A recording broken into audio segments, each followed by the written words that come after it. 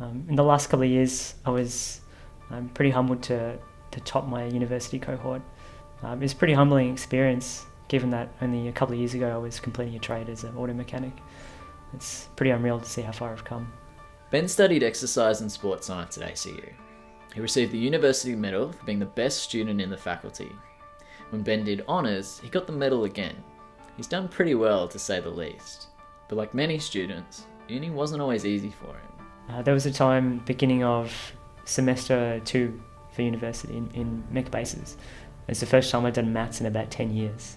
It's week 1 of mech bases, and I saw all this physics and I kind of freaked out a little bit. Had a bit of a panic because it'd been a while since I'd done any kind of maths. Yeah, there were a couple of times in high school where I just didn't get things maybe at the same rate as other students, and you don't feel very good about it.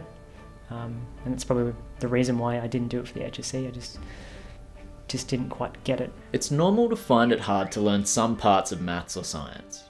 Sometimes, when we struggle, our mind starts making all sorts of big generalizations. My initial thoughts about the maths and mech bases were I panicked.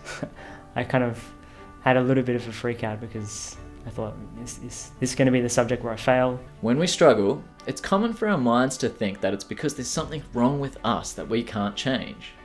It's like we were born without something that the smarter people have. Maybe we're not intelligent enough, not disciplined enough, not motivated enough. Some people think we've either got these things or we don't.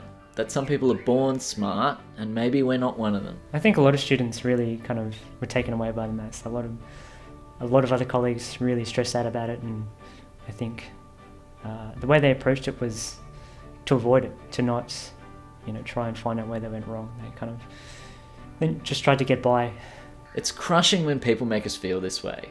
They speak as if our brains were like a phone with a chip sealed inside that we can't do anything about and can't make the phone any faster. But that's not how it works, because if you think back a few years, I bet you used to be really different.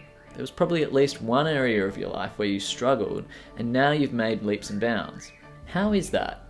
How did you change so much if your brain is this fixed entity? I think your ability in the sciences can change, but it's definitely a matter on if you believe it can change.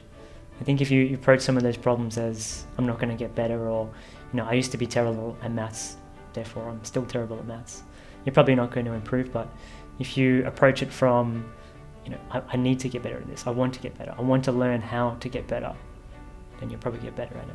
The reality is that our brains are more like a muscle than a computer. Sure, if you don't do any training, your muscles won't be strong. But if you do the right stuff and keep it up for long enough, you can train your brain to do pretty much anything. People definitely can change, but it depends on their mindset, if they want to change.